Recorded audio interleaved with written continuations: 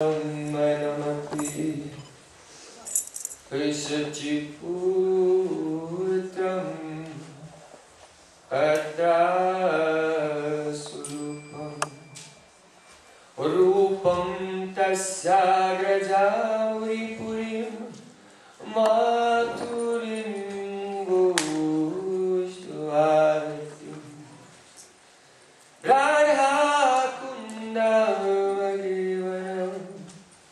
Aho Radhika Madhvasam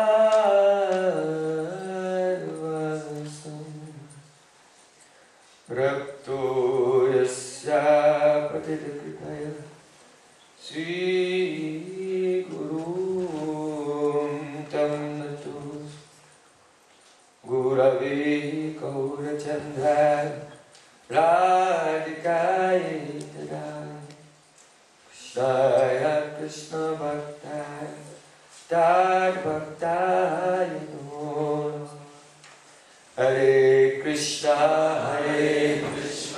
Krishna Krishna Hare Hare Hare Rama Rama Rama Hare Hare.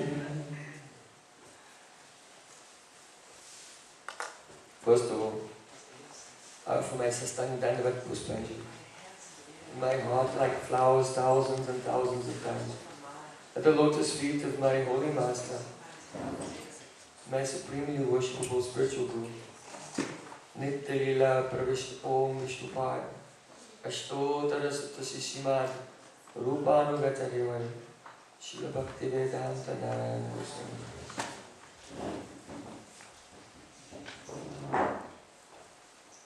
Secondly, I offer my pranam thousands of times at the lotus feet of my Param Gurudev, Srila Prabhupada, and all our Guru Parampara.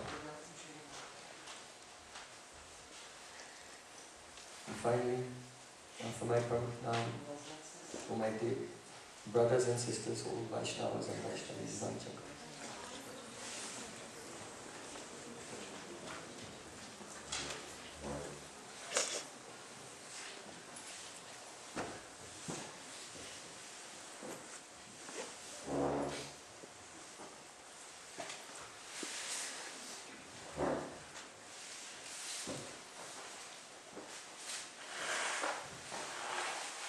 Perhaps you know that our tradition, Sampradaya, is called Rupanuga. Following outwardly and inwardly a very great saint, Srila Rupa Goswami. In fact, on the last day of this festival here, we will celebrate his Divine Disappearance Day.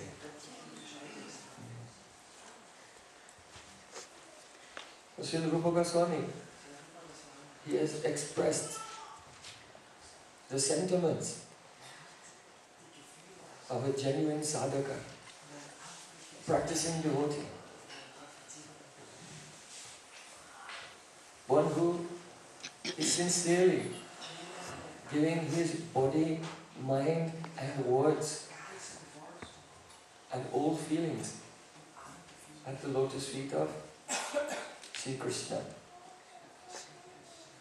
He said, Prachinanam bhajanam atulam duskaram srinvato me nairasyena jolatirdayo bhakti leshalasasya Visvadrichim tavahakahara karnakarunyavijim Asha bindukshitam Upaitantare antashaitam.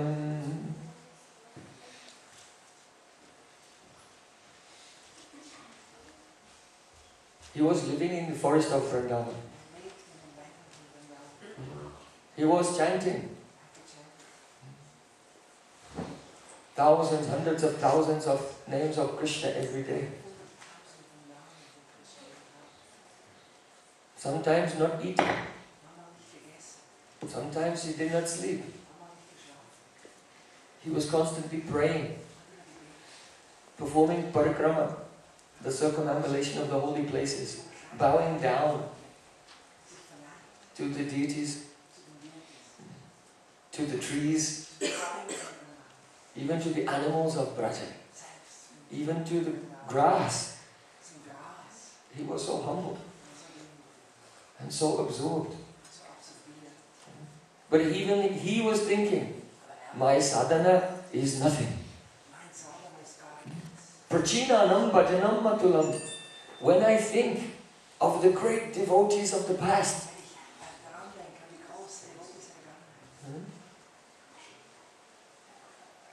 and I compare myself with them, then I see that I am nowhere.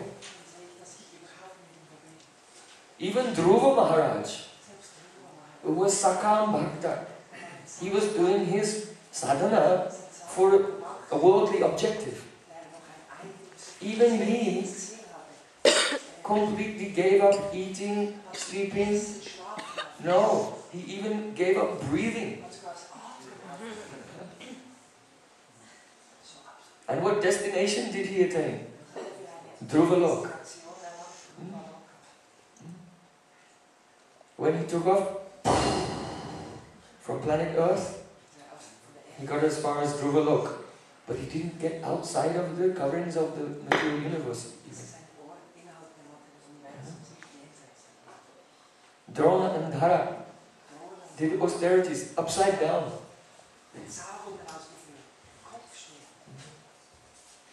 Other great devotees, for hundreds of thousands of years, they practiced their meditation. But they have attained destinations, but not such high and confidential destinations as the service of Radha and Krishna. So Rupa Goswami thought to himself, those who were more qualified than me, those who were more dedicated than me,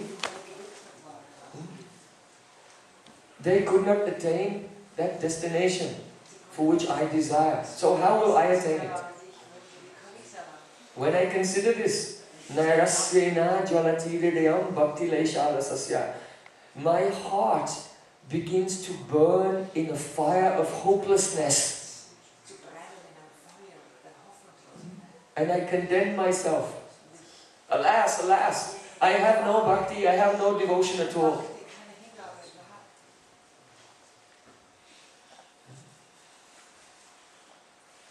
And I feel that I cannot go on. But then I remembered something. Visvadvichim tavagahara karamakarunyavicim. Oh Krishna, you are Karuna Sindhu, an ocean of mercy. And you are Agahara. You have delivered Aghasura. You know, Aghasura was a demon. And he came to Braj to kill Krishna. But still, Krishna liberated him.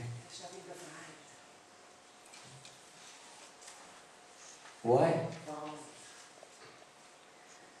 What was the merit of Aghasura? The merit of Aghasura was that he was the brother of Putana.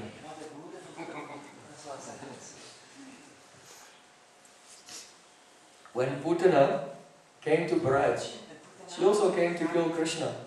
But she dressed up like a gopi, and she manifested by a yoga siddhi, mystic powers, manifested a beautiful form, like a young gopi, mother, and came to Krishna. She was pretending. She said, "Oh my child," and took Krishna in her arms. But Krishna, he is so overwhelmed by the love of Mother Yasodas. All the sages and rishis are praying to God. Oh my Lord, Krishna, Krishna, Krishna, Krishna, Raksha Mam, Pahi Mam. Protect me and nourish me. But Mother Yasoda is thinking, I have to protect and nourish Krishna. She thinks Krishna will become skinny if I don't feed him more butter.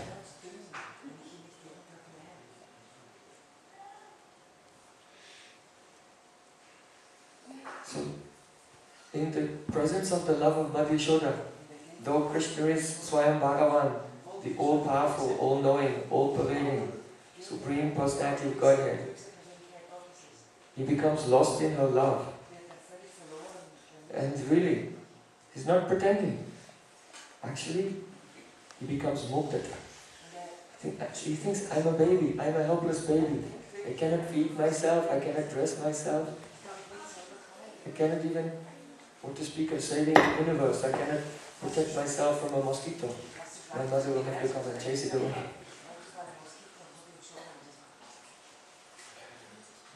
So when Krishna saw Putana assuming a form like his mother and approaching in a motherly mood, because it reminded him of Mother Yasoda, he became in ecstasy.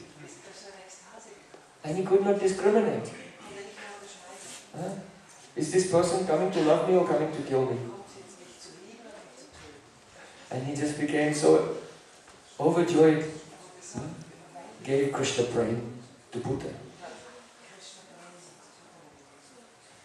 That Krishna gave Prem to Putana, this is Krishna's glory. That he has causeless mercy. But if you look at it more deeply, it is the glory of the love of Mother Yasoda. Because it was just the remembrance of Mother Yasoda that put him in such a state of ecstasy that he forgot everything and gave Prem to Putana. Not only that, but at that moment, he decided, oh, I give you Prem? No, all your relatives also should be liberated. So Aghasura was liberated. Why? Because of his relation with Putana, who was not even a devotee. She was a demon. So Rupa Goswami said, sometimes I become hopeless. Considering how high is my goal and what is the standard of my practice. But then I remember Krishna has causeless mercy. How he delivered Aghasura? Because Aghasura was brother of Putana. And Rupa Goswami remembered, oh, I also have a brother.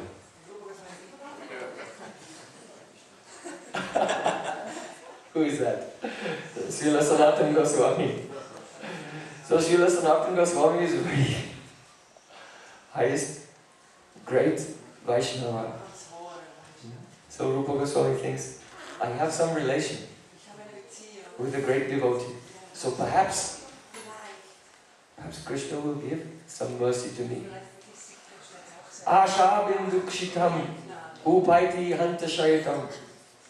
So Rupa Goswami said, when I remember this, then Asha Bindu, a tiny drop of hope, fills my heart, and I decide, oh, perhaps I can stay alive for another day.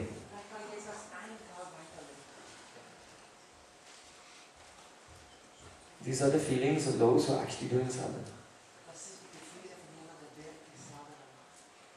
Our goal is very high. Bahu janme jadi koi shavana kirtan tabutana pai Krishna pare Prema dan. Krsnas Goswami said, a person can chant Hare Krishna for many, many lifetimes. But they don't attain Prema. Why? Not because they are not perfect at trying to forcefully remember the pastimes of Radha and Krishna. Not because of this. Because they are committing nama-aparadha, making offense to the holy name. If one would chant the holy name without offense, the forms, the qualities and pastimes of Krishna are awakening in the heart in a sequence, one by one, without any effort. Srila Vishwanath Thakur has written, Smarana prayatnaha Shravana kirtanavato bhaktasya navasyaka. For those who are chanting and hearing without offense, there is no need for them to make any prayatna, any effort to remember. Because at once when one chants without offense, even by nama-aparadha, the form and qualities of Krishna begin to appear in the heart.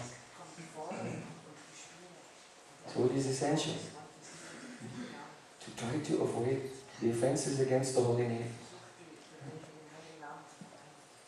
To understand the Nam Tattva, it's very difficult.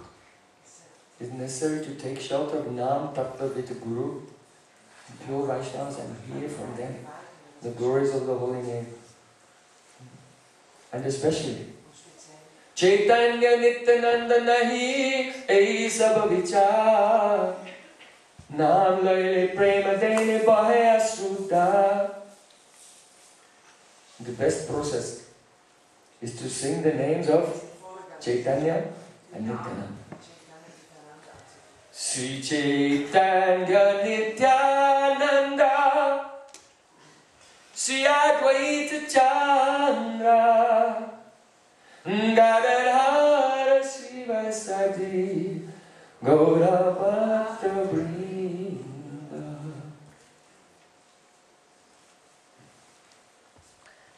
Gaur Jai Nitai. Take shelter of the lotus feet of Nityananda Prabhu and Caitanya Mahaprabhu. You can see they are here, arms in the air and dancing. To take shelter of Caitanya Mahaprabhu and Nityananda Prabhu means to engage in kirtan and wander throughout the world, everywhere, and encourage others to chant the holy name. By this, Nityananda Prabhu becomes very pleased and frees one from the reactions to all types of offenses. When nama-aparadha clears, then nira-aparadha nam laile by Prema dhan. The treasure of love comes in the heart. Only by being nira-aparadha, without offense. You know that Nityananda Prabhu, he's avadut. Means his behavior is astonishingly unconventional.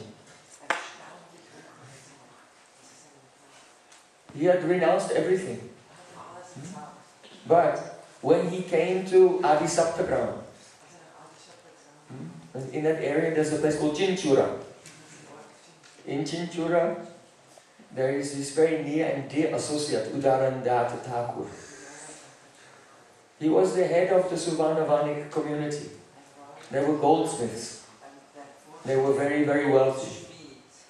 And they were giving gifts to Nityananda Prabhu. Golden earrings with so many pearls hanging from them. Jeweled necklaces. Nityananda Prabhu had jeweled diamond, rubies, emeralds, everything, rings on every single finger. He was wrapped in expensive silk, many different colored silk, big turban, and all jewels, diamonds wrapped around his turban also. So many necklaces, silver ankle bells. He was dressed in millions and millions of dollars of jewelry given by the Suvarnavani community, who had all surrendered at his lotus feet, and looking astonishingly attractive, more charming than Cupid. He used to do kirtan through the streets of Navadvip. In Navadvip at that time, there were many pious persons. Just seeing them, your sins will go away. But there are also many rogues. And if their shadow would touch you, then you would become, your piety would go down. So Nityananda Prabhu, he was going everywhere and giving mercy to pious and fallen persons. So one day, there was a young Brahmin who had become completely corrupted. He had become a dacoit. He used to beat others, steal them, sometimes kill, eat meat, drink wine. His Ishtadev was Durga, goddess Chandi. And when he saw Nityananda Prabhu dripping with fabulous wealth, he thought, my next victim. So then, he put on tilak and dressed up like a Vaishnava and joined the kirtan party. So he was following the kirtan party. Hari bol, Hari bol, Hari Hari bol. Hari bol, Hari Hari bol. Mukunda Madhava Govinda bol. Mukunda Madhava Govinda bol. And he was just looking for a chance. When will I be able to steal all the jewels of Nitai? So Nityananda Prabhu, he was dancing and glancing very mercifully at everyone. And he noticed, this person is a pretender. He's a thief. So then Nityananda Prabhu came up with a plan. He was wandering here with thousands of people. He said, oh, now I want to retire for a few days. I will go to the house of Hiranya Pandit. So with just a few associates, he left and went into the forest to a secluded place, the home of a very great devotee, Hiranya Pandit, and he was staying there. So then at Dacoit he thought, yes, now this is my chance. He went back to his gang of thieves. He told them, by the causeless mercy of our beloved Durga, instead of stealing a little bit from this one, a little bit from that one, all the treasure we need for our whole life has come to us in one place.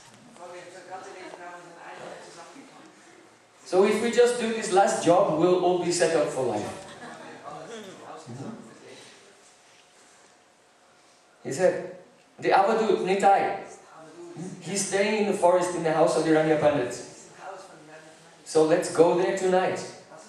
Sharpen your weapons and be ready. We'll attack the house and we'll loot everything. So they all became very happy and they waited for night to come. And in the night, they covered themselves with dark cloth, they took their weapons and they set out. And they surrounded the house of Hiranya Pandit.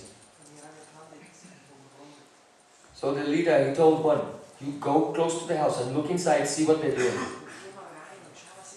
So one of the robbers went up and peeped through the window. He saw Nityananda Prabhu was sitting down. And there were hundreds of preparations of prasad in front of him. And he was laughing and eating. So much prasad. And all devotees were chanting Harinam and dancing around him. So then that dacoit went back. He said, oh, they're still doing kirtan now? And Nityananda was eating a feast, very big feast.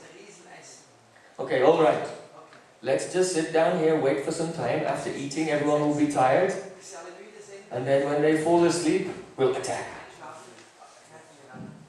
So then all the robbers, they sat down beneath trees. And they started to fantasize. I want the gold necklace. Another one said, save the silver apple bells for me. I'll take his rings. They were fantasizing in this way. Nityananda was relaxing. But by his mystic power, all the dacoits, they fell asleep. And the whole night they were in a deep sleep. And then in the morning, the crows began, what's that, what's that? And they woke up, oh, the whole night is over. Oh, we've missed our chance now. They began to quarrel with each other. You were the first one to fall asleep. Oh yes, yes, and you were wide awake the whole night. So they were fighting with each other. So then the leader told them, listen, we have failed. Why?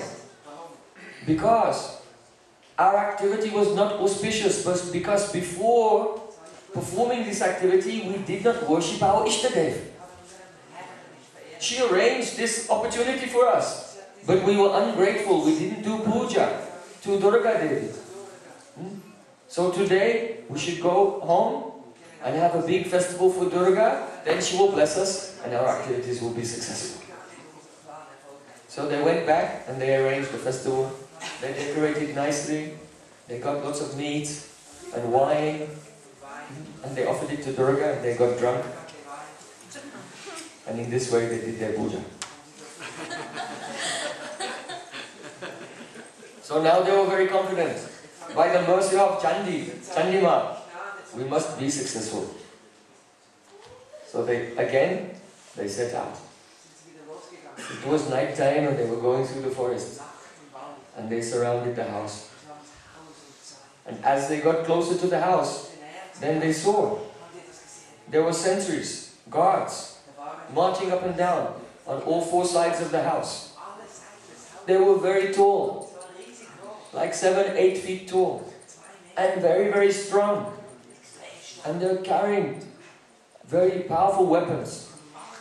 They're all wearing shining tilak and tulsi beads. And they were marching up and down and singing, Hari, Hari, Hari. The dacoits saw them. They thought, oh no, we can't fight with these guys. They're too big, too strong. Even one of them could kill us all. What shall we do? So they went back and they had a meeting. One of them said, these persons we saw were so effulgent. They didn't look even like human beings. They must be the manifestation of the mystic potency of the Avadut. He has Siddhis, he can protect himself. No wonder they call him Nityananda Goswami. Another one said, oh, what kind of Goswami is he? He wears so much bling, he's covered in so many jewels and everything. This is not the behavior of a Goswami. And I saw him the other night. He was eating so much food. More than 10 men could eat. Is this the behavior of a Goswami, one who can control his senses? I don't think so. So they were quarreling with each other again. Their leader said, look, it's not the end of the world. I have seen many dignitaries and influential persons in society coming and going to visit the Avadut. So it must be that some powerful person, some magistrate or some king has come to visit him, and these are the bodyguards of that person. So how long will he stay there? Only a few days, then he'll go and all the guards will go with him. So don't worry. Well, let's wait a few days and we'll go back. So then they relaxed for a few days. After a few days, they set out again. They put on their dark cloth and they sharpened their swords and they walked through the forest towards the house. Can Nityananda Prabhu protect himself? This is the question. What obstacle is there for Nityananda Prabhu? Or to speak of Nityananda Prabhu, even a person who just takes shelter of another person who has taken shelter of Nityananda Prabhu will never face any difficulty or obstacle. Ganesh, the remover of all obstacles, is a very insignificant servant of the lotus feet of Nityananda Prabhu. Lord Shiva, who destroys all the universes at the time of the cosmic annihilation, he is an angsa, a partial expansion of Nityananda Prabhu. Ananta Shesh, who holds all the universes like a mustard seed upon his head. Sankashana karanatoya shai, garbo deshai, chapayo deshai, sheshastaya syang sakala sanitya, Nandakya Rama Sharanam Mamastu. Sankarshan, Mahavishnu, Gavadakashai Vishnu, Kirdakashai Vishnu, and Ananta Shesh. They're all partial expansions and expansions of Nitai. So how powerful is Nityananda Prabhu? He can give shelter to everyone very easily. So Nityananda Prabhu was enjoying his pastime of tricking them. So the next night when they came, they approached the house with upraised swords. And as they marched towards the house, just by the desire of Nityananda Prabhu, suddenly they became blind. What happened? They tried to think, what shall we do? Then by the mystic power of Nityananda Prabhu, their minds became paralyzed. Their buddhi, their intelligence ceased to function. And they were just wondering. Some of them fell into the moat. There was a moat of water around the house. They splashed into the water. Others wondering, they fell into the garbage dump. Others, they missed the house and fell into a canal that was nearby. Those who fell into the water, they were attacked by blood-sucking leeches, were all over them, sucking their blood. And giant mosquitoes. The ones who fell into the garbage dump, they were bitten by so many scorpions. Others, they walked into the fence made of thorns and became entangled, and all the thorns were sticking in them. The more they tried to move, the more they became entangled. Then suddenly, it became freezing cold. And they were shivering. They became numb. And then Indra, who thought, oh, they want to make a problem for my Nityananda. Okay. It began to thunder and heavy rain. Freezing cold rain. Indra thought, that's not good enough. So then he turned the rain into hail. And huge lumps of ice like tennis balls began to rain from the sky and pummel them. And they were suffering miserably. In terrible suffering. How they stayed alive, no one can tell. So at that time, the leader of the dacoits, freezing cold, blind, being bitten by scorpions and pummeled by ice, he began to think, this Nityananda is not an ordinary person. How stupid I am. I should have understood before. He is the Supreme Personality of God in Himself. Lord Balaram. He has appeared in this world. But I am so wicked. I wanted to steal from Him and injure Him. Alas! Oh Nitai! Nitai! I take shelter of your lotus feet. If I come out of this situation alive, I promise I will be your servant birth after birth after birth. And the moment he prayed like this, stop praying. And his eyesight came back. And all the other dacoits also, they could see. And being very frustrated, they all left, they went home. Except for that ex-Brahmin, the leader of the dacoits. He didn't go home. He thought, just once, I should fall at the feet of Nityananda Prabhu and beg for forgiveness. When Nityananda Prabhu was in the house, he was sitting, he was chewing tambul. Red juice was coming, smiling with his associates. He's always in Akrodha Paramananda Nityananda Rai. He's never angry. And he's always exuding transcendental ecstasy. So that bedraggled dacoit, he walked through the door and there he saw Nityananda Prabhu sitting among his associates. And he came and he fell down at his feet. And giving pranam, suddenly tears began to flow from his eyes, his hairs were standing on end, he began to tremble. And he jumped up. Who is chanting? Hare Krishna, Hare Krishna, Krishna Krishna, Hare Hare, Hare Ram, Ram Ram. Hey Govinda, hey Gopal, hey Giridhari. And Nityananda Prabhu's associates were watching. They thought, what an amazing transformation. Others thought, it's a trick. He's pretending, he's just trying to get close to Nityananda to steal something. So then Nityananda Prabhu very calmly, he said, oh Brahman, tell me, what happened to you?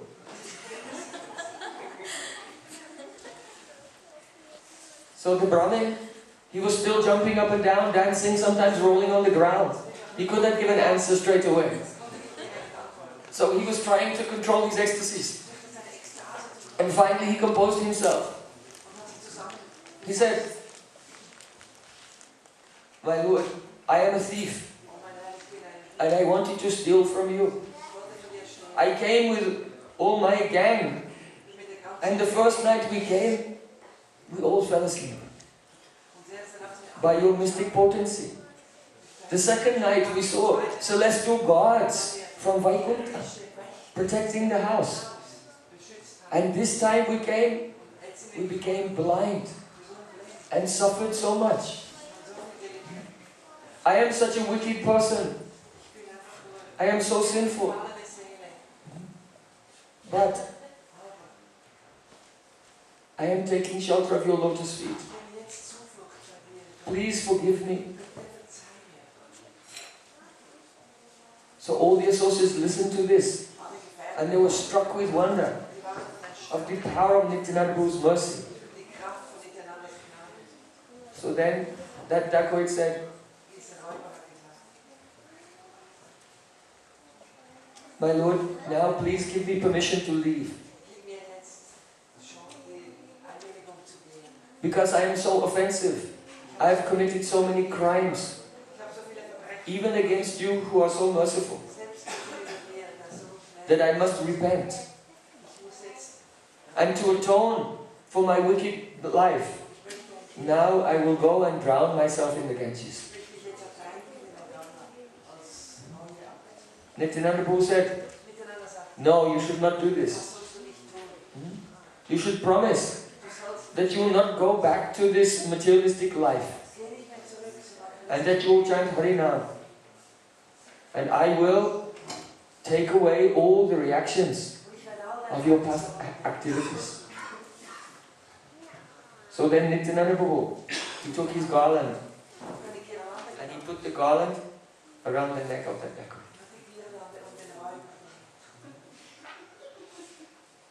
And that dacoit, he bowed down. And then Nityananda Prabhu kept his lotus feet upon the head of the Nitai Pada Kamala Koti Chanda Shushitala Nitai Pada Kamala Koti Chanda Shushitala Jai Jaya Jaga Sajura Jai Jaya Jaga Sajura. The lotus feet of Nityananda Prabhu are more cooling than 10 million moons. And they give relief from the suffering in the endless chain of birth and death. At that moment, that dacoit, he became completely relieved from the ignorance of bodily consciousness. Spontaneous love was flowing in his heart. Nityananda Prabhu said, I want you to do prachar, to preach the glories of the holy name to all the dacoits. So then that dacoit, in a very humble mood, he went home back to his gang, who were all nursing their wounds from the previous night. And he was completely transformed. He told them what happened. He told them to chant Hare Krishna, Krishna Krishna, Hare Hare, Hare Ram, Ram Ram, Hare Hare. And all were transformed. They began to worship Krishna. They began to chant japa, lakhs and lakhs, Harinam every day, the dacoits. And they made a Sankirtan party. And the Sankirtan party was traveling from village to village. And many other dacoits gave up their wicked ways and they joined that Kirtan party. This is the mercy of Nityananda Prabhu. Nityananda Prabhu is Akhanda Guru Tattva, the undivided original principle of Guru Tattva. Where is Nitai now? Nityananda Prabhu, the Akhanda Guru Tattva, undivided principle of Sri Guru, appears in this world even today in the form of Sri Guru. Yadyapi amara Guru Chaitanya Das Tatapi Janiya Ami Tahara Prakash. Although I know my spiritual master is a Vaishnava, he's a servant of Chaitanya Mahaprabhu, but at the same time I know that he is Tahara Prakash. He is the Prakash, the manifestation, direct manifestation of Mahaprabhu. So Gaura Prakash means Nityananda Prabhu himself. So the lotus feet of Nityananda Prabhu come to us in the form of our spiritual master. If one will repent and criticize not others but criticize oneself and lament for one's weakness and inability to do strong sadhana and beg piteously at the lotus feet of Shri Guru. Yogyata vichare kichu nahi pai tomara karuna sara karuna na hele kandiya kandiya prananara ki poana Gurudev kripa bindu diya karo edase tenapeksha atihina. Oh Gurudev, when I examine myself, I see I have no good qualities at all. Therefore your mercy is essential to me. If you will not give mercy to me, then I will weep and weep and I will not be able to stay alive. Please Gurudev, give me the one drop of mercy by which I can become Tanadapi Sunitena, more humble than a blade of grass, and give respect to every living being according to their level of advancement in devotion. Then what will happen? Tabito Gaibo Harinama Suke Aparadha Abhihata. Then I will chant the holy names in great bliss and all offenses will cease. In this way,